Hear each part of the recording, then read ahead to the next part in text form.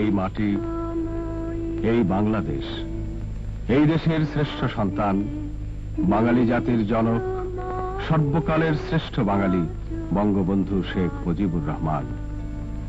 আমাদের স্বাধীনতার ইতিহাসে অবিস্মরণীয় এক নাম। কিংবদন্তির মহানায়ক হয়েও যিনি ছিলেন মাটি আর মানুষের বড় কাছের অতি আপনজন। শোষণ আর বঞ্চনার বিরুদ্ধে তার বজ্রকণ্ঠ যেমন স্বৈর শাসনের ভিতকে কাঁপিয়ে তুলেছিল, তেমনি তার মমতা মেশানো আহ্বানে জেগে উঠেছিল এদেশের সাধারণ মানুষ। তিনি বিশ্বাস করতেন, এ মাটির উদয় আস্ত পরিশ্রমী সাধারণ মানুষের অধিকার আদায়ের সংগ্রাম কখনো বৃথা যেতে পারে না। পিতা শেখ লুৎফর রহমান আর মাতা সাহেরা বেগম বঙ্গবন্ধুর গর্বিত জনক জননী।